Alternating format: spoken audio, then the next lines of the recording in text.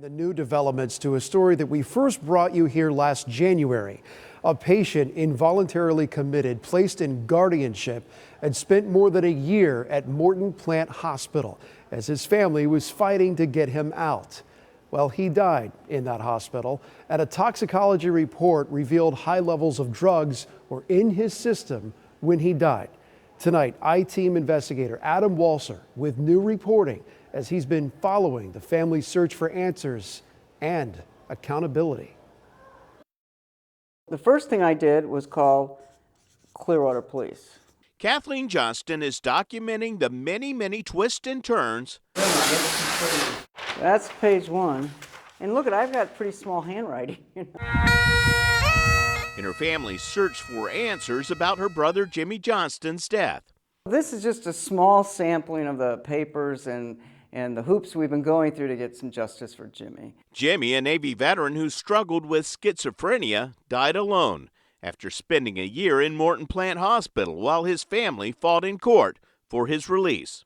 I mean, you can imagine the sadness here of us having to do this, you know. Kathleen's sister Patty and brother Tommy, who live in Indiana, share in the sadness. Under Florida law, your family can't sue. You can't get any money for this. No, absolutely not. So, that's not the issue. The issue is, why did they do this to him? Kathleen has used her professional skills to try to come up with answers. I was a senior investigative producer for CNN. I worked at CBS News. I worked in newspapers. I've had a long career in this business. So you have a pretty good feeling when systems aren't working the way they're supposed to be. This system is not working, Adam. Jimmy and his sister signed a form at Morton Plant Hospital in January 2020, designating Kathleen and Patty as healthcare surrogates to make decisions if he couldn't. They insisted that we sign it. But when Jimmy returned to Morton Plant for a mental health episode 3 months later, the hospital went to court without contacting his family and had him involuntarily committed for 6 months under Florida's Baker Act, saying the patient requires a highly structured setting for safety and cannot be maintained safely outside of a hospital setting. A lawyer working for the hospital then obtained a guardianship without informing the judge that Jimmy's sisters were his surrogates.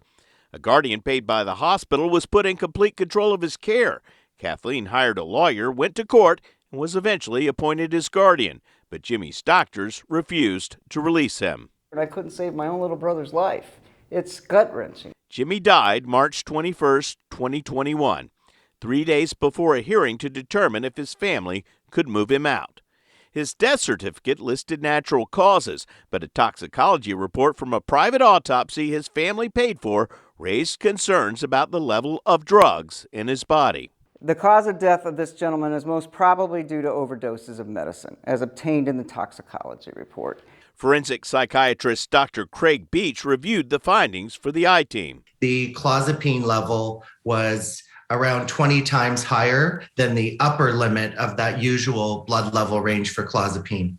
And the haloperidol level was around 50 times higher. A hospital spokesperson said in an email, "While we cannot comment directly on any patient's toxicology results, we do know that blood levels for some pharmaceuticals are significantly higher when drawn post-mortem." Those levels aren't normal. There's no way to pretend that they are. And the only place he was getting the drugs, because they did not release him for over a year, was the hospital. They were administering to him. Kathleen sent the autopsy and toxicology reports to multiple local and state agencies, but none followed up with the pathologist. Not the health department, not the prosecutor, not the police. The Agency for Healthcare Administration, which oversees hospital safety in Florida, investigated 16 months after receiving the complaint and closed the case after a single visit.